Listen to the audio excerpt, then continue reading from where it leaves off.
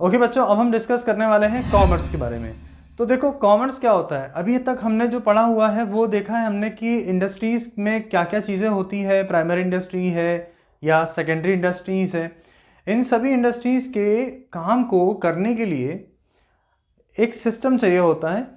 अगर हम यहाँ पे एग्जांपल लेके समझें, प्रोड्यूसर से स्टार्ट करते हैं कि एक प्रोड्यूसर अगर है तो उस प्रोड्यूसर को क्या चाहिए। जब वो अपने गुड्स को प्रोड्यूस कर लेता है तो ज़रूरी ये होता है कि उन गुड्स का हमें क्या करना होगा, डिस्ट्रीब्यूशन करना है। ठीक है, तो जो प्रोड्यूसर है वो किसी एक जगह पर है जहाँ पर वो अपने गुड्स को क्या कर रहा है, प्रोड्यूस कर रहा है। लेकिन ज़रूरी ये होता है कि जिस जगह पर वो गुड्स को प्रोड्यूस कर रहा है उसके सराउंडिंग में तो गुड्स को पहुँचाया ही जाएगा ऑब्वियसली, लेकिन साथ में वो ये भी चाहता है कि जो उसके गुड्स हैं उसको अलग अलग और भी जो प्लेसेस हैं वहाँ तक भी पहुँचाया जाए। लेकिन यहाँ पे प्रॉब्लम क्या आ जाती है कि अगर हमें एक शहर से दूसरे शहर में या जहाँ पर भी कंज्यूमर बैठा हुआ है, अगर हमें वहाँ तक के गुड्स को पहुँचाना है तो हमारे पास ऐसे केस में कोई ना कोई क्या होना चाहिए, ट्रांसपोर्टेशन का ज़रिया होना चाहिए जिसके हेल्प से हम क्या कर सकते हैं, हमारे जो बनाए हुए प्रोडक्ट है वो हम देश भर में कोने कोने तक हम अपने गुड्स को पहुंचा सकें। ये जो चीज़ है ये ट्रांसपोर्टेशन से ही पॉसिबल हो सकती है। अगर देश के अंदर ट्रांसपोर्टेशन का सिस्टम बहुत अच्छा है तो ऐसे केस में आप अपने बनाए हुए गुड्स को पूरे देश में कोने कोने तक आप क्या कर सकते हो, पहुंचा सकते हो। ये हुई एक चीज़। तो आपको ये याद रखना है कि कॉमर्स वो सारी एक्टिविटी होती हैं जो कि एक गुड्स को हमारे कंज्यूमर तक डायरेक्टली या इनडायरेक्टली डिस्ट्रीब्यूट करने में हेल्प करती है। इसके अलावा कॉमर्स में वो सभी एक्टिविटी इंक्लूड होती हैं जिन एक्टिविटी की वजह से हमारा जो बिजनेस होता है वो स्मूथली रन होता रहता है। ठीक है ना, तो ये सारी जो एक्टिविटीज़ जो हैं ये हमारे कॉमर्स के अंदर आती है। या आप ऐसा समझ सकते हो कि जिन एक्टिविटीज़ की हेल्प से आपके बिजनेस में कोई भी प्रॉब्लम्स नहीं आ रही है, कोई भी ऑब्स्ट्रक्शंस नहीं आ रहे हैं, रुकावटें नहीं आ रही हैं, जिन एक्टिविटीज़ के होने की वजह से वही एक्टिविटीज़ जो होती हैं वो कॉमर्स के अंदर आती हैं। ठीक है, तो मैंने यहाँ पे कुछ इंपॉर्टेंट पॉइंट्स लिखे, उनको हम समझते हैं। देखो, सबसे पहला कि it refers to all those activities which helps directly और indirectly in the distribution of goods to the consumer. मतलब कि कॉमर्स वो सभी एक्टिविटीज़ होती हैं जो डायरेक्टली या फिर इनडायरेक्टली क्या करता है, कंज्यूमर तक हमारे गुड्स को डिस्ट्रीब्यूट करने में हेल्प करता है। वो सभी जो एक्टिविटीज़ इसमें आएंगी वो कॉमर्स में होगा। तो क्या आप समझिए कि जो प्रोड्यूसर होता है, जो प्रोड्यूस करता है, क्या वो गुड्स को खुद जा कर के कंज्यूमर तक पहुंचा कर आता है? तो ऐसा नहीं है। और ये ज़रूरी है कि हमारे जो गुड्स जो है वह हर एक कंज्यूमर तक पहुंचे। ठीक है, तो इसके पीछे यहाँ पर जो एक लिंक बनाने का काम जो हो रहा है प्रोड्यूसर और कंज्यूमर के बीच में, यही जो है ये कॉमर्स की एक्टिविटी। तो कॉमर्स की एक्टिविटी की वजह से ही क्या होता है, कॉमर्स की एक्टिविटी की वजह से ही क्या हो रहा है, कंज्यूमर और प्रोड्यूसर के बीच में क्या हो रहा है, एक लिंक बन रही है। ठीक है, चलो नेक्स्ट पॉइंट हम देखते हैं। It provides necessary link between producer and consumer. जैसा कि मैंने बताया कि कॉमर्स की एक्टिविटी की वजह से ही जो प्रोड्यूसर्स होते हैं और जो कंज्यूमर होते हैं, इन दोनों के बीच में क्या बन जाती है, एक लिंक बन जाती है। क्योंकि हमने बताया कि प्रोड्यूसर जो है वो डायरेक्टली कंज्यूमर के कांटेक्ट में नहीं होता है, इसी तरह से कंज्यूमर जो होता है वो डायरेक्टली प्रोड्यूसर के कांटेक्ट में नहीं होता है। तो इन दोनों को आपस में कनेक्ट करने के लिए जो एक लिंक यहाँ पर है वो है कॉमर्स की एक्टिविटी। कॉमर्स की एक्टिविटी की वजह से ही प्रोड्यूसर और कंज्यूमर के बीच में क्या बन जाता है, एक लिंक बन जाता है। राइट, चलो नेक्स्ट देखते हैं। It helps to maintaining a free flow of goods and services. Commerce में जितनी भी सारी एक्टिविटीज़ होती हैं, इन्हीं की वजह से हमारे जो गुड्स और सर्विसेज हैं इनके फ्लो में कोई भी समस्याएं या कोई भी ऑब्स्टेकल्स नहीं आते हैं, इन्हीं सभी एक्टिविटीज़ की होने की वजह से। इसके अलावा बहुत ही इंपॉर्टेंट पॉइंट है ये कि वो सारी एक्टिविटी जो कि जितने भी हिंड्रेंसेस आ रहे हैं in the process of exchange में, उन सभी चीज़ों को रिमूव किया गया है बाय द कॉमर्स। मतलब यहाँ पर हिंड्रेंसेस की बात चल रही है। तो हिंड्रेंसेस मतलब क्या होता है, किसी तरीके की बाधा आ जाना या फिर कोई ऑब्स्टेकल आना कि अगर आपको कोई अपने बिजनेस की किसी एक्टिविटी को परफॉर्म करना है, कोई एक्टिविटी अगर आप करना चाहते हैं लेकिन किसी ना किसी वजह से वो एक्टिविटी आप परफॉर्म नहीं कर पा रहे हो, कहीं ना कहीं पे वो क्या है, एक ऑब्स्टेकल आ रहा है बीच में, और अगर वो ऑब्स्टेकल को हटा दिया जाए तो हम हमारे बिजनेस की एक्टिविटी को बहुत ही आसानी से कर सकते हैं। ठीक है, अब जैसे फॉर एग्जांपल मैंने बताया आपको ट्रांसपोर्टेशन का, अगर आप चाहते हैं कि आपके जो गुड्स है वो एक शहर से दूसरे शहर तक पहुंचे, तो यहाँ पर एक ऑब्स्टेकल या एक हिंड्रेंस क्या है यहाँ पे, ट्रांसपोर्ट का सिस्टम। मान लेते हैं कि एक शहर से दूसरे शहर में जहाँ आप गुड्स पहुँचाना चाहते हो वहाँ पर ट्रांसपोर्टेशन का कोई साधन ही नहीं है, तो ये एक हिंड्रेंस है, ये एक ऑब्स्टेकल है जिस वजह से आपके गुड्स जो है वो एक जगह से दूसरी जगह नहीं जा पा रहे हैं। तो कॉमर्स के आ जाने की वजह से क्या हुआ है कि ये जो हिंड्रेंसेस थे, ये जो गैप है बीच में, इस गैप को कंप्लीट कर दिया है, जिसकी वजह से आज एक शहर से दूसरे शहर में जाना या गुड्स को ट्रांसफ़र करना बहुत ही आसान हो गया है। ठीक है, तो अब हम समझते हैं इसके कुछ इंपॉर्टेंट फंक्शंस को। Okay, now we will understand the some important functions of commerce. Commerce के कुछ इंपॉर्टेंट फंक्शंस यहाँ लिखे हुए हैं, वन बाय वन हम इनको समझते हैं। सबसे फर्स्ट जो फंक्शन है वो क्या है, it helps in removing the hindrance of person. मतलब कि कॉमर्स के आ जाने की वजह से जो यहाँ पर एक ऑब्स्टेकल आ रहा था पर्सन्स को लेकर के, ये जो हिंड्रेंस है इसको रिमूव कर दिया है किसने, कॉमर्स ने। अब आप इसको समझें कि यहाँ पे लिखा है removing the hindrance of persons, तो इसका क्या मतलब होगा, क्या है ये चीज़। स्टार्टिंग में जैसा कि अभी मैंने आपको बताया कि एक प्रोड्यूसर और एक कंज्यूमर, इन दोनों के बीच में कोई भी डायरेक्ट लिंक नहीं होती है। ठीक है, तो ऐसे केस में जो प्रोड्यूसर ने जितने भी अपने गुड्स को बनाया है उन गुड्स को कंज्यूमर तक कैसे पहुंचाएगा, तो यहाँ पर एक बीच में क्या है, एक हिंड्रेंस है या एक प्रॉब्लम है ये। तो इस प्रॉब्लम को रिमूव करने के लिए एक ट्रेडिंग सिस्टम आ गया है। ठीक है ना, कौन सा सिस्टम आ गया है यहाँ पर, ट्रेडिंग, जिसको हम बोल सकते हैं ट्रेड, राइट। तो जो ट्रेड होता है इसकी वजह से यहाँ पर जो पर्सन्स का जो यहाँ पर हिंड्रेंस आ रहा था इसको रिमूव कर दिया है। ठीक है, तो ट्रेड की वजह से ही क्या किया जाता है कि प्रोड्यूसर और कंज्यूमर इन दोनों के बीच में एक लिंक बन चुकी है थ्रू द ट्रेड।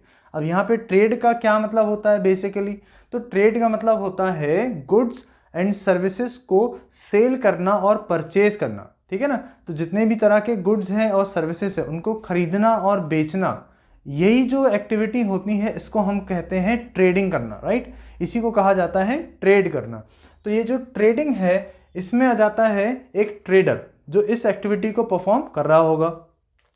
तो जो हमारा ट्रेडर होगा, ठीक है, वो क्या काम कर रहा है, जो प्रोड्यूसर है और जो कंज्यूमर है इनके बीच में इसने क्या कर दिया है, एक लिंक प्रोवाइड कर दी है।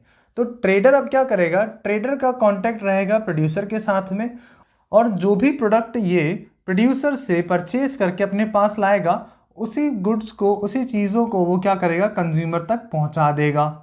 ऐसे केस में जो प्रोड्यूसर और कंज्यूमर के बीच में जो एक गैप था उस गैप को पूरा किया है ट्रेडर के थ्रू या ट्रेडिंग सिस्टम के थ्रू। ठीक है, तो एक ये हिंड्रेंस था जिसको कॉमर्स ने रिमूव कर दिया। अगला हम देखते हैं, तो it helps in removing the hindrance of place. अब यहाँ पे बात आ रही है प्लेस की। तो प्लेस का मतलब क्या हो गया, यहाँ पर अगर एक प्रोड्यूसर चाहता है कि उसके जो गुड्स हैं वो दुनिया भर में हर जगह पे जाके सप्लाई होना स्टार्ट हो जाए, या अगर हम अपने शहर या अपने देश से लेकर के अगर बात करें कि अगर आप चाहते हो कि आपके बनाए हुए जो गुड्स है वो आप चाहते हो कि हमारे देश के कोने कोने तक पहुँचे, या जिस भी व्यक्ति को ज़रूरत है उस गुड्स की वहाँ तक पहुँचे, तो उसके लिए चाहिए होता है मीन्स ऑफ ट्रांसपोर्टेशन।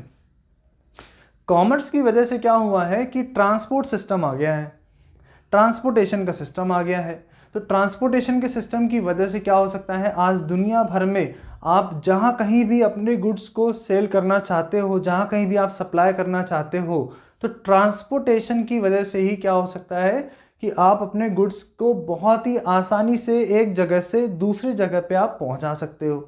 ठीक है, तो यहाँ पर इसको क्या लेकर आ गए, यहाँ पर ट्रांसपोर्टेशन का सिस्टम। ठीक है, तो यहाँ पे आ गया है हमारा ट्रांसपोर्ट। ठीक है, चलिए नेक्स्ट हमारा इंपॉर्टेंट फंक्शन देखते हैं, it helps in removing the hindrance of time. अब यहाँ पर क्या हो गया, टाइम को लेकर भी क्या आ रहे थे, कुछ हिंड्रेंसेस आ रहे थे या कुछ समस्याएं आ रही थी टाइम को लेकर के। अब ये क्या है मतलब इसका, देखो अगर एक प्रोड्यूसर है, आप हमेशा ध्यान रखना कि जो भी एक प्रोड्यूसर है जब भी वो अपने गुड्स को प्रोड्यूस करता है तो वो बहुत लार्ज अमाउंट में प्रोड्यूस करता है, बहुत लार्ज क्वांटिटी में क्या करता है, उन गुड्स के प्रोडक्शन को वो करता है। कभी भी वो कम क्वांटिटी में कभी भी प्रोडक्शन को नहीं करेगा। वो हमेशा जब भी प्रोडक्शन करेगा उसकी क्वांटिटी हमेशा क्या रहेगी, लार्ज रहेगी, बड़ी रहेगी। अब प्रॉब्लम ये आ रही है कि प्रोड्यूसर अगर बहुत लार्ज क्वांटिटी में प्रोडक्ट को प्रोड्यूस कर रहा है तो ऐसे केस में ये ज़रूरी नहीं होता कि जब उसने प्रोडक्शन को कर लिया है, जब उसने प्रोड्यूस कर लिए हैं सारे गुड्स को, तो सारे गुड्स जो है वो मार्केट में एक ही टाइम पर सेल आउट हो जाए, ऐसा नहीं होता। उसमें लगता है टाइम। तो यहाँ पे आ जाता है यहाँ पे टाइम का हिंड्रेंस। तो अब ज़रूरी ये है कि जितने भी समय के लिए उन गुड्स को मार्केट में सेल आउट नहीं किया गया है या जब तक वो मार्केट में सेल नहीं हो जा रहे हैं तब तक के लिए हमें उन गुड्स को प्रोटेक्शन देनी पड़ेगी, जिसके लिए हमें एक सेफ जगह चाहिए जहां पर हम हमारे सारे गुड्स को स्टोर करके रख सकें। इसी प्रॉब्लम को रिमूव करने के लिए क्या बनाए गए हैं, वेयर हाउसेस बनाए गए, जहां पर आप क्या कर सकते हो, बहुत ज़्यादा क्वांटिटी में आप अपने गुड्स को स्टोर करके रख सकते हो। जैसा आपका गुड्स होगा उसके अकॉर्डिंग आपको वेयर हाउस मिल जाएगा। ठीक है, अब जैसे मान लेते हैं कि कोई गुड्स ऐसे हैं जो पेरिशेबल है, जिनको कोल्ड टेम्परेचर चाहिए होता है, तो ऐसे भी वेयर हाउसेज हैं जहाँ पे आपको टेम्परेचर वैसा मिल जाएगा। अगर हीट है तो हीट आपको मिल सकती है। तो जैसा भी आपको रिक्वायरमेंट होती है अपने गुड्स के अकॉर्डिंग, वैसा आपको वेयर हाउस आज की डेट में अवेलेबल है। इसकी वजह से क्या हो रहा है कि जो प्रोड्यूसर है अब वो क्या कर सकते हैं, बहुत लार्ज क्वांटिटी में एक साथ क्या कर सकते हैं, बहुत सारा बल्क में प्रोडक्शन कर सकते हैं। बल्क में प्रोडक्शन करने से फ़ायदा उनको ये होता है कि कॉस्टिंग कम आती है, कॉस्टिंग कम आएगी तो प्रॉफिट ज़्यादा होगा। इसीलिए, लेकिन पहले क्या होता था कि अगर ये वेयर हाउसिंग वाली जो फैसिलिटी है जब ये नहीं हुआ करती थी तो प्रोड्यूसर एक बार में बहुत ज़्यादा क्वांटिटी में प्रोड्यूस करने से पहले बहुत ज़्यादा उसको सोचना पड़ता था कि अगर एकदम से बहुत सारा क्वांटिटी में हम प्रोडक्शन कर लेंगे तो जो माल या जो गुड्स हमारा अनसोल्ड होगा या अभी तक वो सप्लाई में नहीं गया होगा तो उसको स्टोर कहाँ करेंगे, तो ये एक बहुत बड़ी समस्या थी। तो इसको हटा दिया गया है वेयर हाउसिंग के थ्रू। ठीक है, तो यहाँ पर जो टाइम का हिंड्रेंस है उसको कैसे रिमूव किया गया है, वेयर हाउसिंग के थ्रू। ठीक है, नेक्स्ट अब हम बात करते हैं यहाँ पर इसको मैं लिख देता हूँ यहाँ पर, तो वेयर हाउसिंग हो गया ये। ठीक है ना, चलो अब हम बात करते हैं next, it helps to removing the hindrance of risk. अब रिस्क की अगर हम बात करें तो यहाँ पर रिस्क तो होता है हर जगह पे। अगर मैंने स्टार्टिंग में बताया था कि बिजनेस अगर आप कर रहे हैं, बिजनेस एक्टिविटी अगर आप परफॉर्म कर रहे हो, मतलब आपने एक रिस्क ही तो लिया हुआ है। तो रिस्क बिजनेसमैन को हर जगह पे लेना ही पड़ता है और नए नए रिस्क उसके सामने आते रहते हैं। तो ऐसे केस में इस रिस्क की वजह से कभी कभी क्या होता है कि जो बिजनेस की जो एक्टिविटीज़ होती हैं वो बहुत स्मूथली रन नहीं हो पा रही है, जिसको रिमूव करने के लिए एक सिस्टम ले आया गया है जिसका नाम है इंश्योरेंस। ठीक है ना, तो इंश्योरेंस की वजह से यहाँ पर जो रिस्क का एक हिंड्रेंस हुआ करता था अब वो कम हो गया है या रिमूव हो गया है। क्योंकि अब आप क्या कर सकते हो कि अगर आपको रिस्क ले लिया है आपने, मान लेते हैं कि अगर एक गुड्स है तो गुड्स आपने परचेज़ किए हैं, तो गुड्स को परचेज़ करने में भी क्या होता है, रिस्क होता है। क्यों? क्योंकि यहाँ पे जो डैमेज होता है, सपोज़ मान लीजिए कि अगर आप एक शहर से दूसरे शहर में अपने गुड्स को ट्रांसपोर्ट कर रहे हैं तो हो सकता है कि रास्ते में गुड्स जो है वो डैमेज हो जाए या फिर फायर हो जाए या फिर उसकी चोरी हो जाए, रॉबरी हो जाए। तो ये सारी समस्याएं होती हैं। ठीक है, जब भी गुड्स हमारे क्या होते हैं, ट्रांजिट में होते हैं या ट्रांसपोर्ट हो रहे होते हैं, या इवन अगर गुड्स आपने किसी जगह पे स्टोर करके रखे हैं तो कभी कभी एक्सीडेंटली क्या होता है, उन गुड्स में आग लग जाती है किसी वजह से, जैसे शॉर्ट सर्किटिंग हो गया है तो इस वजह से क्या होता है, उसमें आग लग जाएगी। तो कभी कभी क्या होता है, ये रिस्क जो है बहुत भारी पड़ता है। ठीक है, बहुत महंगा हो जाता है ये, क्योंकि बहुत ज़्यादा इससे क्या होता है, जो प्रोड्यूसर्स होते हैं उनको नुकसान होता है। लेकिन अब ये जो प्रॉब्लम है इसको कम कर दिया गया है या रिमूव कर दिया गया है थ्रू द इंश्योरेंस। तो अब आप क्या कर सकते हो, जितने भी आपने गुड्स अपने प्रोड्यूस किए हैं उन सभी गुड्स का आप क्या कर सकते हो, इंश्योरेंस करा सकते हो। इंश्योरेंस कराने से फ़ायदा आपको ये होगा कि इंश्योरेंस कंपनी से आपको क्लेम मिल जाएगा, तो आपका जो एकदम बर्डन होगा गुड्स के ऊपर वो कम हो जाएगा। ठीक है, तो आजकल हर चीज़ का क्या होने लगा है, इंश्योरेंस होने लगा है, ठीक है। Okay, now the next is it helps in removing the hindrance of knowledge. तो नॉलेज को इस तरह से समझें आप कि मान लेते हैं कि अगर एक प्रोड्यूसर है जिसने कि एक नए टाइप के प्रोडक्ट को प्रोड्यूस किया है, तो अब ये लोगों को पता कैसे चलेगा कि आपने जो गुड्स बनाया है वो लोगों के काम का है, ये पता कैसे चलेगा लोगों को? तो यहाँ पर एक सिस्टम है, वो है एडवर्टाइजिंग, ठीक है। तो एडवर्टाइजमेंट के थ्रू क्या हो सकता है कि ये जो नॉलेज वाली जो हिंड्रेंस आ रही थी कि लोगों तक जानकारी नहीं पहुंच पा रही है हमारे गुड्स के, वो पहुंचाई जा सकती है एडवर्टाइजमेंट के थ्रू। और जब भी आदमी जब किसी भी तरह के एडवर्टाइज को देख लेता है, तो उस तरह के जो ऑब्जेक्ट या जो प्रोडक्ट उसने देखा होगा, तो उसकी एक इमेज उसके माइंड में बन जाती है कि इस तरीके का जो प्रोडक्ट है वो मार्केट में अवेलेबल है। अब आप क्या कर सकते हो कि एडवर्टाइजमेंट के थ्रू अपने प्रोडक्ट का एडवर्टाइज करा करके नॉलेज दे सकते हो कंज्यूमर को कि जो भी हमने नए टाइप का प्रोडक्ट बनाया है वो कंज्यूमर के या कस्टमर के किस काम आ सकता है, कैसे कैसे कंज्यूमर को वो हेल्प करेगा, ठीक है। तो अगर कोई समस्या को सॉल्व करने वाली कोई चीज़ होगी, तब जाके उसकी जो सेल होगी वो बहुत ज़्यादा हाई हो जाएगी, ठीक है ना।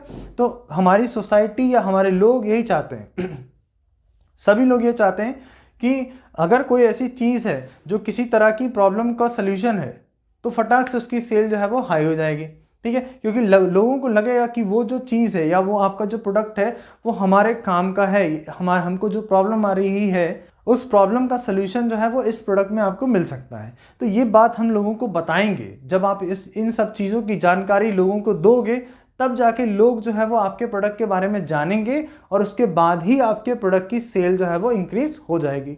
तो ये समस्या पहले आती थी, पर अब इसको एडवर्टाइजमेंट के थ्रू जो है वो हटा दिया गया है।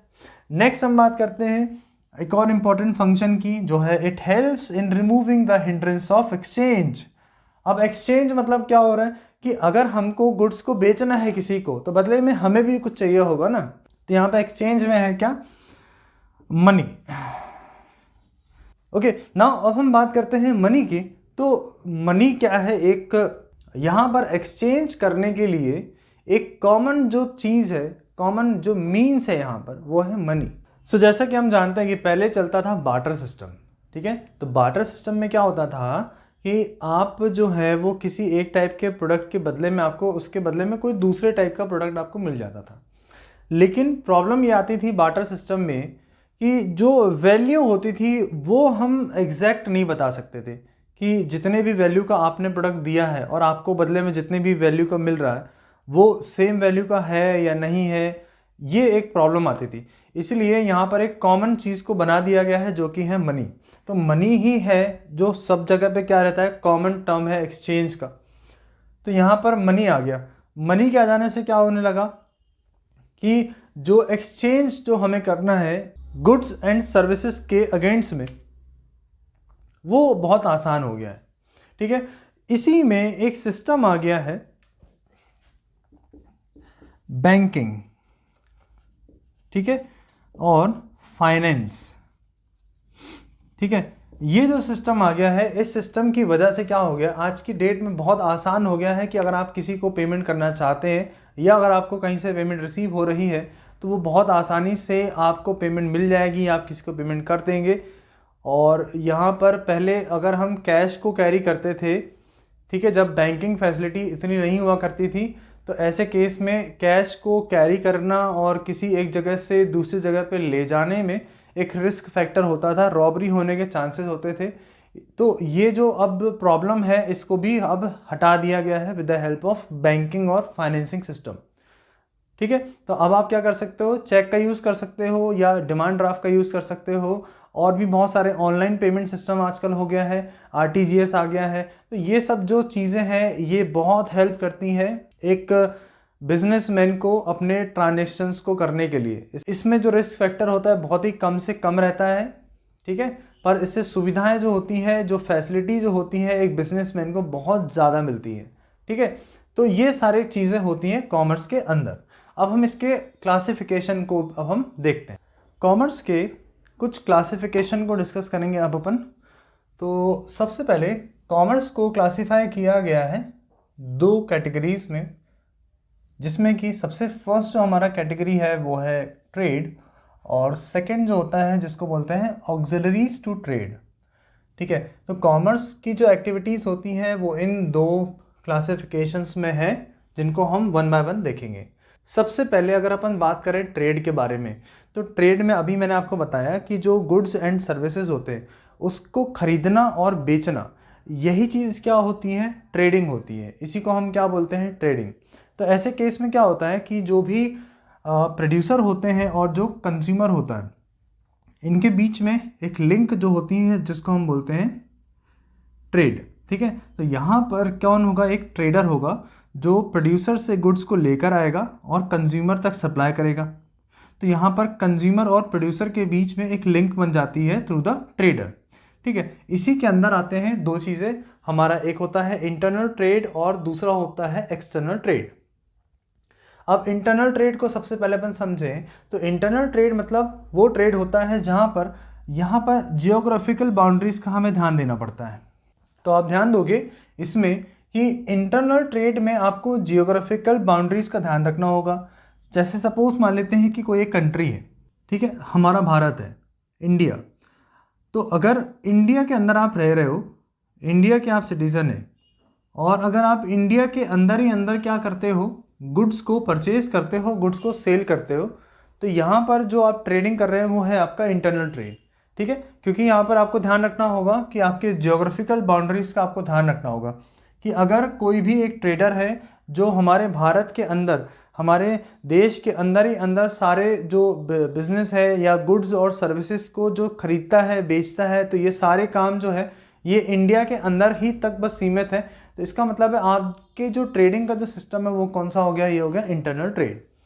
वहीं पर अगर अपन बात करते हैं एक्सटर्नल ट्रेड की, तो एक्सटर्नल ट्रेड मतलब इंडिया के बाहर भी अब आप क्या करोगे, अपने गुड्स को खरीदोगे, बेचोगे। इस तरीके का काम जो है गुड्स को और सर्विसेज को सेल करना और परचेज करना इंडिया के बाहर से, तो ये जो चीज़ होती है इसको हम कहते हैं एक्सटर्नल ट्रेड। ठीक है, हमें केवल ये याद रखना है कि अगर हम इंटरनल ट्रेड की बात कर रहे हैं तो केवल और केवल इंडिया के अंदर की बात होगी। इंडिया में, भारत में आप कहीं पर भी क्या कर सकते हो, गुड्स को परचेज कर सकते हो, गुड्स को सेल कर सकते हो। तो ये जो एक्टिविटी है ये भारत के अंदर आप फ्रीली कर सकते हो। लेकिन अगर अपन इंटरनेशनल लेवल की बात करें या एक्सटर्नल ट्रेड की बात करें तो आप क्या करोगे, आप इंटरनेशनल लेवल्स पे आप चले जाओगे, जहाँ पर आप क्या करोगे, एक कंट्री से दूसरे कंट्री के बीच में अब आप क्या करोगे, ट्रेडिंग करोगे। तो जब दो कंट्रीज़ के बीच में ट्रेडिंग होती है तो वो होता है एक्सटर्नल ट्रेड, और हमारे सिर्फ कंट्री के अंदर ही अंदर जब हम ट्रेडिंग करते हैं तो वो होता है हमारा इंटरनल ट्रेड। इसमें भी कुछ टाइप्स होते हैं। तो देखो, अगर अपन इंटरनल ट्रेड की बात करें तो इंटरनल ट्रेड में, तो इंटरनल ट्रेड के अंदर दो चीज़ें आती हैं, एक होता है हमारा होलसेल ट्रेड और दूसरा होता है हमारा रिटेल ट्रेड। सबसे पहले अगर अपन होलसेल की बात करें तो नाम से ही कुछ आपको समझ में आ रहा है कि होलसेल मतलब यहाँ पर जो होगी वो बल्क क्वांटिटी में यहाँ पर परचेज और सेल होता है। देखो, तो यहाँ पर एक जो होलसेलर इसमें जो एक्टिविटी परफॉर्म कर रहा होता है उसको बोलते हैं होलसेलर। होलसेलर क्या करेगा, यहाँ पर अगर होलसेलर है तो होलसेलर क्या करता है, जो मैन्युफैक्चरर होता है उससे लार्ज अमाउंट में वो क्या करता है, गुड्स को परचेज करता है। और जो भी यहाँ पे गुड्स को परचेज किए जा रहे हैं, ये जो गुड्स है ये कैश में परचेज करता है। ठीक है, वहीं पर अगर मैं आगे इसको देखूं तो यहाँ पर जो होलसेलर है वो क्या करता है, जो यहाँ पर रिटेलर्स होते हैं उनको गुड्स को वो सप्लाई करना स्टार्ट कर देता है। तो जो होलसेलर्स होते हैं जब अपने गुड्स को रिटेलर तक पहुँचाते हैं तो यहाँ पर इनके बीच में जो ट्रांजेक्शन होता है ये क्रेडिट में होता है। ठीक है, क्रेडिट में होता है। तो आप क्या कर सकते हो, यहाँ पर आपको ध्यान रखने वाली बात ये होती है कि होलसेलर क्या कर रहा है, मैन्युफैक्चरर और रिटेलर इन दोनों के बीच में एक लिंक बन जाता है। और फिर वहीं पर अगर रिटेलर की बात करें तो रिटेलर जो है वो अल्टीमेट कंज्यूमर तक के या कस्टमर तक के गुड्स को पहुंचा देता है। ठीक है, तो यहाँ पर आपको समझने वाली बात ये है कि जब भी हम होलसेल ट्रेड की बात करेंगे तो होलसेल ट्रेड में जो गुड्स और सर्विसेज की जो भी परचेज या सेल होती है वो बल्क क्वांटिटी में होती है, लार्ज क्वांटिटी में होती है। तो मैन्युफैक्चरर से जो होलसेलर होता है वो लार्ज क्वांटिटी में गुड्स को परचेज कर लेता है और होलसेलर छोटे छोटे अमाउंट में, स्मॉल क्वांटिटी में गुड्स को रिटेलर तक पहुंचाता है क्रेडिट में। ठीक है। तो ये जो काम होता है ये होलसेल ट्रेड में होता है। अब इसकी कुछ खासियत होती है। देखो, जब भी एक होलसेलर जो होगा किसी भी तरीके के गुड्स या सर्विसेज पे डील कर रहा होता है तो वो हमेशा वन लाइन प्रोडक्ट को मेंटेन करके चलता है। तो वन लाइन प्रोडक्ट मतलब क्या होता है, एक ही तरह के प्रोडक्ट पे डील करना। तो आप हमेशा ये देखोगे कि जब भी कोई होलसेलर है वो हमेशा किसी एक ही तरह के प्रोडक्ट पे हमेशा आप देखोगे उसी पे काम करेगा, उसी पे डील करेगा, कभी भी वो प्रोडक्ट को चेंज नहीं करता। ठीक है। अगर किसी, जैसे मान लेते हैं कपड़े की मैं बात करूँ, अगर क्लॉथ है तो एक क्लॉथ का होलसेल या थोक विक्रेता है यहाँ पर, ठीक है, जो थोक में काम करता है या होलसेल में काम करता है, तो ऐसे केस में आप हमेशा देखोगे कि वो कपड़े पे ही डील कर रहा होगा, वो चेंज नहीं करेगा। इसको कहते हैं वन लाइन प्रोडक्ट। अब हम आगे बढ़ते हैं तो यहाँ पर एक और हो जाता है हमारा रिटेल ट्रेड। अब रिटेल ट्रेड में क्या होता है कि यहाँ पर होलसेलर और रिटेलर के बीच में यहाँ पर एक लिंक आ जाएगी। तो यहाँ पर जो भी गुड्स या जो भी सारी चीज़ें होलसेलर ने मैन्युफैक्चरर से लेकर आया है लार्ज क्वांटिटी में, अब वो क्या करेगा, स्मॉल क्वांटिटी में रिटेलर्स को देना स्टार्ट करेगा। अब ये होता है कि जो रिटेलर होता है ना, इसको ना वैरायटी ऑफ गुड्स को मेंटेन करके रखना ज़रूरी होता है, क्योंकि जो कस्टमर की डिमांड होती है वो एक जैसी नहीं होती है। उसको क्या चाहिए है, कस्टमर को बहुत अलग अलग तरह की वैरायटीज़ उसको चाहिए होती है। इसीलिए जो रिटेलर होता है ये अपने पास क्या करता है, बहुत ही अलग अलग तरह के वैरायटी के गुड्स को वो मेंटेन करके रखता है। तो इसका जो कॉन्टैक्ट होता है वो अलग अलग होलसेलर के साथ में रहता है, जिसकी वजह से कस्टमर के लिए ये वैरायटी को मेंटेन करके रखता है। तो आपको ये याद रखना है कि जो रिटेलर होता है वो स्मॉल क्वांटिटी पे काम करता है, छोटे छोटे क्वांटिटी पे वो काम करता है। होलसेलर से वो छोटे छोटे क्वांटिटीज़ में गुड्स को मंगाता है और कस्टमर की नीड के हिसाब से कस्टमर को वो सेल आउट कर देता है। तो रिटेलर और कस्टमर आपस में क्या रहते हैं, डायरेक्ट कॉन्टैक्ट में रहते हैं। ठीक है। तो इस तरह से क्या, इसको डिस्ट्रीब्यूशन चेन भी कहते हैं कि मैन्युफैक्चरर से होलसेलर है, होलसेलर से रिटेलर है और रिटेलर से अल्टीमेट क्या है, कस्टमर है। तो यहाँ पर इस तरीके से डिस्ट्रीब्यूशन होता है गुड्स एंड सर्विसेज का। तो ये काम जो होता है ये रिटेल ट्रेड में होगा। ठीक है। तो इंटरनल ट्रेड में दो चीज़ें आ गई, होलसेल और रिटेल। अब हम बात करते हैं एक्सटर्नल ट्रेड में। आपको ये याद रखना है कि जितना भी अभी तक हमने समझा है ये हमारे ज्योग्राफिकल बाउंड्री के अंदर ही हो रहा है। आप जिस भी कंट्री से बिलोंग करते हैं उसी कंट्री के अंदर, जैसे हम जो है वो भारत से हैं, ठीक है, तो हमारे भारत के अंदर ही हम गुड्स एंड सर्विसेज को परचेज कर रहे हैं या सेल कर रहे हैं। ठीक है। हम भारत के बाहर या हम कंट्री के बाहर नहीं गए, तो हमारा ये जो काम होगा ये हमारा इंटरनल ट्रेड होगा। लेकिन अगर हमें अब कंट्री टू कंट्री काम करना है, जब हम किसी एक कंट्री और दूसरे कंट्री के बीच में जब हम ट्रेड करते हैं तो वो हो जाता है हमारा एक्सटर्नल ट्रेड। ठीक है। चलो, तो अब हम एक्सटर्नल ट्रेड को समझते हैं। तो आप ध्यान दें कि जब एक्सटर्नल ट्रेड होगा तो यहाँ पर दो कंट्रीज़ के बीच में क्या हो रही होगी, ट्रेड हो रही होगी। ठीक है। तो जब एक कंट्री और दूसरे कंट्री, तो दो कंट्रीज़ के बीच में जब भी क्या होता है, ट्रेडिंग होती है, तो वो हो जाता है हमारा एक्सटर्नल ट्रेड, जिसके अंदर आता है हमारा क्या, एक्सपोर्ट आता है। तो हम सबसे पहले क्या समझेंगे एक्सपोर्ट के बारे में। तो आप जब अपने कंट्री के बनाए हुए गुड्स को किसी दूसरे कंट्री में जब आप सेल आउट करते हो तो ऐसे केस में इस एक्टिविटी को हम एक्सपोर्ट कहते हैं। फिर से ध्यान से समझें कि अगर आपने अपने देश के अंदर ही बने हुए प्रोडक्ट को किसी दूसरे कंट्री में सेल किया है तो वो चीज़ क्या होती है, एक्सपोर्ट होती है। इसी का अगर हम देखें इंपोर्ट में, तो इसमें क्या होगा कि दूसरे किसी कंट्री के बने हुए प्रोडक्ट जब हम हमारी कंट्री में लेकर आते हैं हमारे खुद के कंजम्पशन के लिए, तब ये चीज़ जो होती है उसको इंपोर्ट कहते हैं। ठीक है। इसमें खास बात क्या है, कंजम्पशन की बात है कि हमने क्या बताया आपको कि अगर आप किसी दूसरे कंट्री से किसी गुड्स को लेकर आ रहे हैं या किसी सर्विस को लेकर आ रहे हो और वो जो चीज़ है वो आपकी कंट्री में कंज्यूम होने वाली है, आपके खुद के लिए है, इसका मतलब है कि ये एक्टिविटी जो होती है वो इंपोर्ट होती है। ऐसा क्यों कहा जा रहा है, क्योंकि यहाँ पर एक और चीज़ आती है जिसको हम बोलते हैं एंटरपोर्ट। तो एंटरपोर्ट में क्या होता है कि यहाँ पे एक कंट्री है जिसका नाम है एक्स, एक का नाम है वाई और एक का नाम है जेड। ये तीन कंट्रीज़ को लेके यहाँ पे समझते हैं।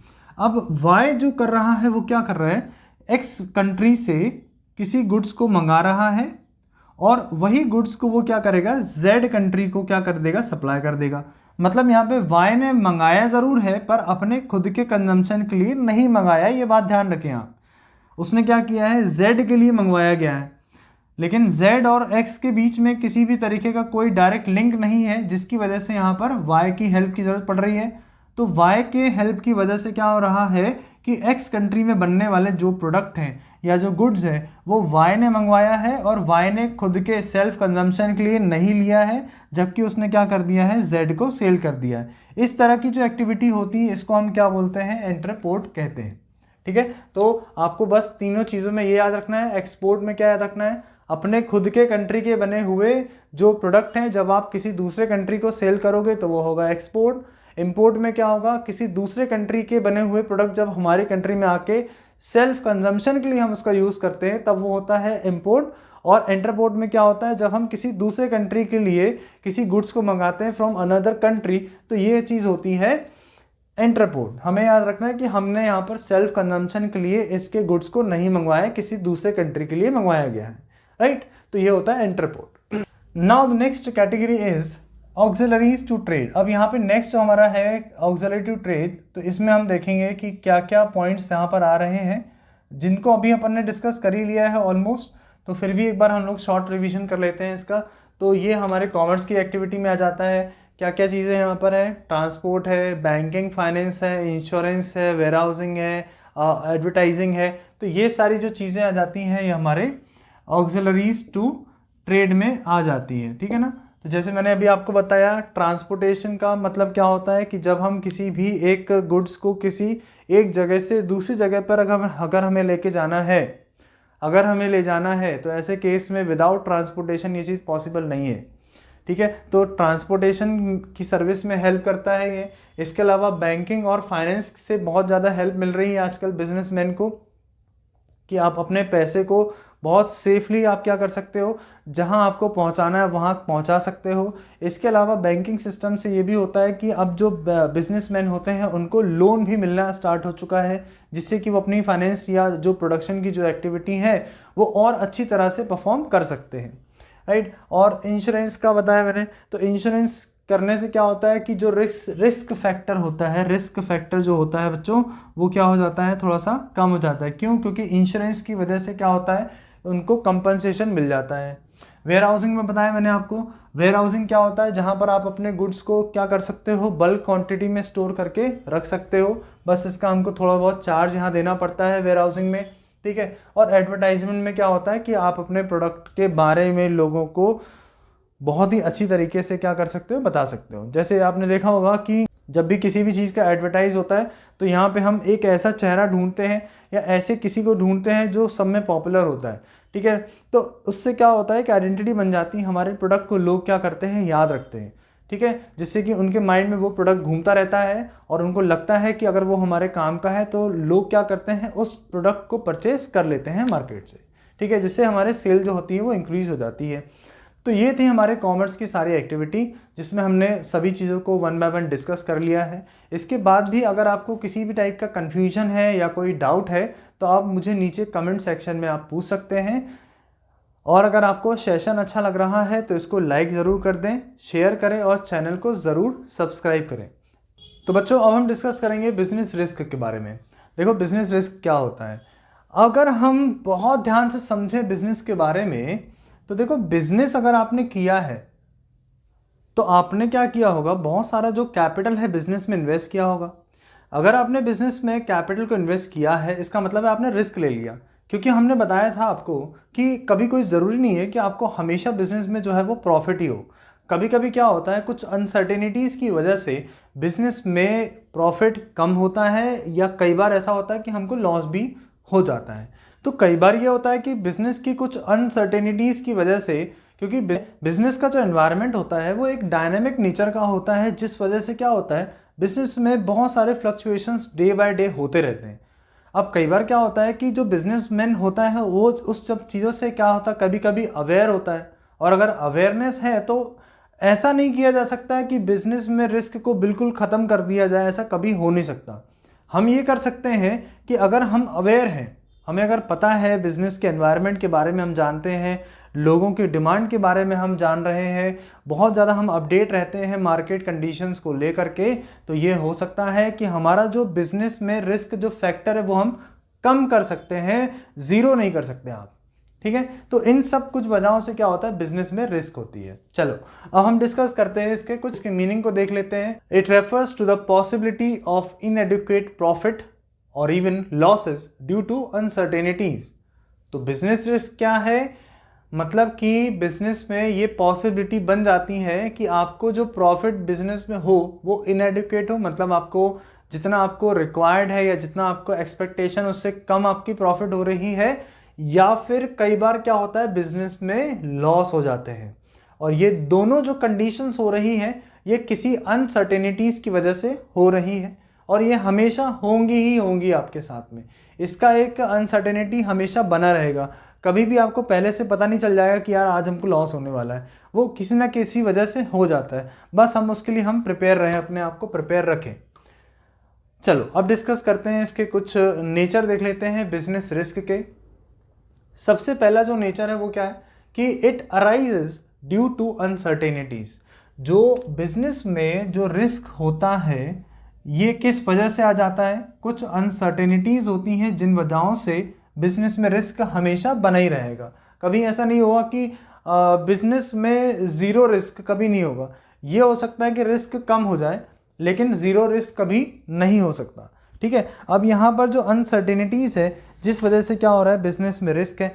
सो अनसर्टेनिटीज़ का मतलब क्या होता है कि जब आपको मार्केट के बारे में ज़्यादा जानकारी नहीं है कि मार्केट की कंडीशंस क्या हो रही है, क्या चल रहा है मार्केट के अंदर, कि डिमांड क्या है लोगों की डिमांड क्या है, लोग किस चीज़ को एक्सपेक्ट कर रहे हैं आपसे। जब आपको इन सब चीज़ों के बारे में जानकारी नहीं होती है तो ऐसे केस में एक बिजनेसमैन को प्रॉफिट कम से कम होता है या कई बार उसको लॉस फेस करना पड़ता है।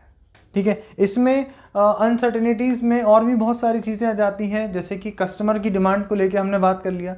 कई बार क्या होता है गवर्नमेंट कोई पॉलिसी जो होती है वो चेंज कर देती है जिसके बारे में आपको पता नहीं है। ठीक है। तो ऐसे केस में क्या होगा, स्टार्टिंग में अगर आपको जानकारी नहीं है तो आपको लॉस फेस करना पड़ेगा, या फिर अगर आप जानकारी है आपको तो जो प्रॉफिट जो होगा वो कम से कम होगा, आपको लॉस नहीं होगा। ठीक है। तो ये सारी चीज़ें होती हैं। तो हमेशा जब भी हम बिजनेस करें हम अपने बिजनेस एनवायरनमेंट के बारे में पूरी जानकारी रखें, अप टू डेट रहें, जिससे कि हमारा जो बिजनेस का रिस्क है वो कम से कम हो सके। ठीक है। तो कुछ अनसर्टेनिटीज़ की वजह से बिजनेस में रिस्क आ जाता है। नेक्स्ट अगर हम ध्यान दें तो it is an essential part of every business.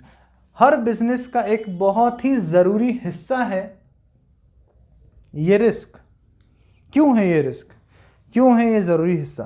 क्योंकि कोई भी बिजनेसमैन या कोई भी बिजनेस इस रिस्क को अवॉइड नहीं कर सकता। ये हो सकता है कि जो रिस्क फैक्टर है ये वेरी कर सकता है, कहीं ज़्यादा है, कहीं पे एक अमाउंट रिस्क का जो है वो कम है, लेकिन कोई भी बिजनेस या कोई भी बिजनेसमैन इस रिस्क से हट नहीं सकता या इसको ज़ीरो नहीं कर सकता। ठीक है। तो रिस्क जो है एलिमिनेट नहीं हो सकता, बस ये है कि उसको कम से कम किया जा सकता है। नाउ द नेक्स्ट अब हम देखते हैं। देखो next is it depends upon the nature and size of business. यहाँ पे इज नहीं आएगा, ओके। ठीक है। तो यहाँ पर है it depends upon the nature and size of business. अब देखो जो रिस्क होता है, ठीक है, ये किस पे डिपेंड करता है, आपको ये भी ध्यान रखना है कि आप जो बिजनेस कर रहे हो वो किस नेचर का है और आपके बिजनेस का साइज क्या है। ठीक है। अगर आपके बिजनेस का साइज बड़ा है, साइज बड़ा इन द सेंस कि अगर आपने कैपिटल का जो है वो बहुत ज़्यादा अमाउंट में आपने कैपिटल इन्वेस्ट किया है अपने बिजनेस के अंदर, तो आपका जो बिजनेस का साइज है वो बड़ा है। तो जितना ज़्यादा कैपिटल आपने बिजनेस में इन्वेस्ट कर दिया उतना ही ज़्यादा अमाउंट में आपका क्या हो जाता है, रिस्क हो जाता है। ठीक है। कम कैपिटल होगा, कम अमाउंट इन्वेस्ट होगा बिजनेस में, तो रिस्क फैक्टर भी कम रहता है। और अगर बहुत ज़्यादा अमाउंट में आपने बिजनेस में कैपिटल को इन्वेस्ट करके रखा हुआ है तो आपको रिस्क जो होता है वो भी बहुत ज़्यादा होता है। ठीक है। तो ये डायरेक्ट प्रोपोर्शन में काम करते हैं। ठीक है। नेक्स्ट होता है profit is the reward for risk taking. ठीक है। रिस्क के अगेंस्ट में हमको जो मिल रहा है वो है प्रॉफिट। तो जो बिजनेसमैन होते हैं वो प्रॉफिट अर्न कर पा रहे हैं क्योंकि वो क्या कर रहे हैं, रिस्क को बियर कर रहे हैं। इसका मतलब है नो रिस्क नो गेन। मतलब अगर आपने रिस्क नहीं लिया, ठीक है, तो अगर आपने रिस्क नहीं लिया है तो आपको प्रॉफिट भी नहीं होगा। जितना ज़्यादा अमाउंट में अगर आप रिस्क लेते हैं तो प्रॉफिट के उतने ही हाई चांसेस भी हो जाते हैं। अगर आपने कैपिटल कम इन्वेस्ट किया है बिजनेस में तो रिस्क भी कम है, और प्रॉफिट का अमाउंट भी कम रहता है। लेकिन अगर आपने कैपिटल बहुत हाई इन्वेस्ट किया है बिजनेस के अंदर तो रिस्क फैक्टर भी ज़्यादा होता है और प्रॉफिट के चांसेस भी बहुत ज़्यादा हो जाते हैं। ठीक है, तो ये वेरी करता है, राइट। तो यहाँ पर प्रॉफिट जो है वो रिस्क का क्या है, हमारे लिए एक रिवॉर्ड की तरह होता है। ओके, तो ये था हमारा nature of business risk. Now अब हम डिस्कस करेंगे कि इसके क्या क्या कॉजेस हो सकते हैं बिजनेस में रिस्क के। ओके, अब हम डिस्कस करते हैं कुछ कॉजेस के बारे में कि ऐसे कौन कौन से कॉजेस हैं जिनकी वजह से बिजनेस में रिस्क रहता है। सबसे पहला जो कॉज हमारे पास में है वो है नेचुरल कॉज। नेचुरल कॉज मतलब जो नेचर के थ्रू जो रहता है, मतलब कि जैसे कि फ्लड आ जाना, ठीक है, फ्लड हो गया या अर्थक्वेक हो गया, है ना, या ड्रॉट हो गया, इन जैसी सिचुएशंस पे हमारा कोई कंट्रोल है नहीं। हम क्या कर सकते हैं, इनके जो इम्पैक्ट है, इसका जो इम्पैक्ट है या इसका जो इफेक्ट है, इसको मिनिमाइज किया जा सकता है, इसको ज़ीरो नहीं कर सकते आप। अगर मान लेते हैं कि फ्लड आ गया तो ऐसे केस में बिजनेस में क्या होता है, रिस्क हो जाता है। या अर्थक्वेक है तो आपका जिस भी जगह पर बिजनेस इस्टेब्लिश्ड है वहाँ पे बिल्डिंग डैमेज हो गई है, या फ्लड आने की वजह से आपके जो बिज़नेस में जो प्रोडक्ट वगैरह हैं या जो गुड्स हैं उसको नुकसान पहुँच रहा है, तो इन सब वजहों से क्या होता है, कहीं ना कहीं पे बिजनेस में रिस्क रहता है। तो अगर इस तरीके के रिस्क आ रहे हैं, लाइक ड्रॉट हो गया, सूखा पड़ जाना, या अर्थक्वेक आ जाना, या बाढ़ आ जाना, इन सब वजहों से अगर कोई रिस्क आ रहा है तो वो रिस्क होगा हमारा नेचुरल कॉज हो जाएगा। वहीं पर अगर अपन ह्यूमन कॉज की बात करें तो ऐसे रिस्क हैं ये जो ह्यूमन की वजह से अराइज होते हैं। जैसे कि जो आपके ऑर्गेनाइजेशन में जो एम्प्लॉयज़ काम कर रहे हैं वो ऑनेस्ट नहीं है, तो इस वजह से क्या होता है, आपकी जो बिज़नेस की जो पॉलिसीज़ हैं वो क्या हो रहा है, वो किसी दूसरे के साथ में शेयर कर रहे हैं। बिज़नेस के अंदर की जो चीज़ें हैं, जो बातें हैं, वो सारी जो स्ट्रैटेजी है वो मार्केट में बाहर जा रही है, क्योंकि आपका जो एम्प्लॉय है वो डिसऑनेस्ट है। इस वजह से क्या होता है, बिज़नेस में रिस्क रहता है। तो ऐसे रिस्क जो हमारे ह्यूमन बीइंग के थ्रू होते हैं या हमारे बिज़नेस के एम्प्लॉयज़ की वजह से होता है, वो सभी जो होता है वो ह्यूमन कॉज में आ जाएगा। इसके अलावा यहाँ पर आप ध्यान से समझें तो यहाँ पर जो ह्यूमन नेचर जो होता है या एम्प्लॉयज़ का जो नेचर होता है, मे बी वो केयरलेस हो सकता है या वो ढंग से काम नहीं कर रहे हो, जिस वजह से हमारे जो रिसोर्सेज हैं वो बेकार हो जाए या ख़राबी आ रही है हमारे रिसोर्सेज में, ठीक है ना। तो केयरलेस होना या डिसऑनेस्ट होना, इन सब वजहों से भी हमारे बिजनेस में रहता है रिस्क। तो कई बार ये भी होता है कि एम्प्लॉयज़ किसी चीज़ को लेके डिमांड करते हैं ऑर्गेनाइजेशन के अंदर और फिर वो अचानक से स्ट्राइक पे चले जाएं, है ना, बोनस के लिए अगर स्ट्राइक पे चले जाएं, तो इस तरह से क्या होता है कि हमारे जो बिज़नेस एक्टिविटी है वो कुछ समय के लिए बंद हो जाती है, तो ये रिस्क होता है। तो ये जो भी रिस्क यहाँ पे हम डिस्कस कर रहे हैं वो सभी हमारे ह्यूमन कॉजेज़ की वजह से आ रहे हैं, ठीक है। अब हम डिस्कस करेंगे इकोनॉमिक कॉजेज़ की वजह से कौन कौन से बिजनेस में रिस्क है। तो इकोनॉमिक कॉज के अंदर जो रिस्क होता है वो होता है प्राइस से रिलेटेड, कस्टमर से रिलेटेड, ठीक है ना।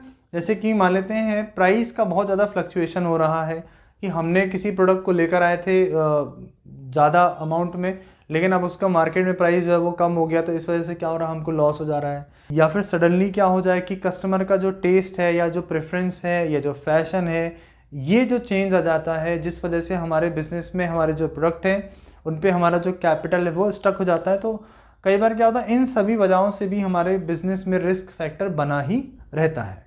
तो इन सभी वजहों से क्या होता है कि जो बिजनेसमैन होता है उस पे डायरेक्टली ये इम्पैक्ट डालता है, ठीक है। तो यहाँ पे डायरेक्टली जो होगा वो अर्निंग से रिलेटेड होगा। अगर फैशन ही चेंज हो जाए या कस्टमर का टेस्ट ही चेंज हो जाए और हम जिस तरह के गुड्स को मेंटेन कर रहे हैं वो हमारे बिके नहीं मार्केट में, तो ऐसे में क्या होगा, डायरेक्ट इम्पैक्ट पड़ता है बिजनेसमैन के ऊपर। तो ये भी एक तरीके का क्या होता है, रिस्क होता है। अब अगर हम बात करते हैं नेक्स्ट टाइप ऑफ रिस्क जो कि है फिजिकल कॉज। तो फिजिकल कॉज मतलब ये होता है कि जब हमारे जो बिजनेस के एसेट्स है इनमें किसी भी तरीके का नुकसान पहुंचता है, तो वो चीज़ जो होती है वो फिजिकल कॉज में आएगी। तो हमारे बिजनेस के जितने भी एसेट्स हैं या मशीनरीज हैं जो वर्किंग में है, पर किसी वजह से क्या होता है कि उन मशीन में या उसके पार्ट्स में किसी वजह से वो आउटडेटेड हो जाते हैं या वो काम नहीं करते हैं, तो डैमेज अगर होता है अगर हमारे एसेट्स में, तो इससे क्या होता है, हमारे बिज़नेस को लॉस होता है। ठीक है। तो ये भी एक तरीके का रिस्क है। बट आपको याद रखना है कि अगर फिजिकल कॉस्ट की बात करें तो हमारे बिजनेस के जो एसेट्स हैं, मशीनरीज है ना, इन सभी चीज़ों में जो रिस्क फैक्टर होता है वो होता है हमारा फिजिकल कॉस्ट। नेक्स्ट कॉस्ट हमारा है अदर कॉस्ट। अब अदर कॉस्ट में हम क्या ले सकते हैं, देखो कि कुछ ऐसी चीज़ें होती हैं जो इनमें नहीं आया है, तो वो सारे फैक्टर जो है वो किस में आ जाएंगे, हमारे अदर कॉस्ट में। जैसे तो सपोज मान लेते हैं जैसे कि पॉलिटिकल इश्यूज अगर चल रहे हैं, ठीक है, हमारे कंट्री के अंदर या कहीं पर भी क्या हो रहा है, किसी जगह पर पॉलिटिकल इश्यूज हो रहे हैं, कभी गवर्नमेंट कुछ और है, कभी कुछ चेंज आ जा रहा है, तो इससे क्या होता है, जैसी गवर्नमेंट चेंज होती है तो फिर दूसरी गवर्नमेंट के हिसाब से फिर पॉलिसी आ जाती है। तो अलग अलग पॉलिसीज़ को फिर हमें फ्रेम करके उसको फॉलो करना पड़ता है। फिर उसके हिसाब से फिर हमें अपने बिज़नेस को भी थोड़ा बहुत चेंजेस लाने पड़ते हैं बिज़नेस की एक्टिविटीज़ में। तो बार बार चेंजेस करने से क्या होता है कि जो एक्टिविटी का जो फ्लो है वो बिगड़ता है, जिससे कि हमको क्या लगता है, उसको कोप अप करने में टाइम लगता है और उतने टाइम का जो हमारा प्रॉफिट है वो कम हो जाता है। ठीक है, तो इन कुछ वजहों से क्या होता है, बिज़नेस में हमेशा क्या होता है, रिस्क बना ही रहता है। तो आप ध्यान रखें कि अगर हम बिज़नेस में रिस्क की बात करें तो रिस्क को कभी भी हम ज़ीरो नहीं कर सकते, बस उसके इम्पैक्ट को हम कम से कम करने की हम पूरी कोशिश करते हैं। तो ये रहा हमारा बिज़नेस रिस्क, जिसमें हमने सारी चीज़ों को डिस्कस कर लिया है। इसके बाद भी अगर आपको कोई डाउट है तो मुझे आप नीचे कमेंट सेक्शन में पूछ सकते हैं, और वीडियो को लाइक करना, शेयर करना और चैनल को सब्सक्राइब करना ना भूलें। थैंक यू सो मच, मिलते हैं नेक्स्ट वीडियो में।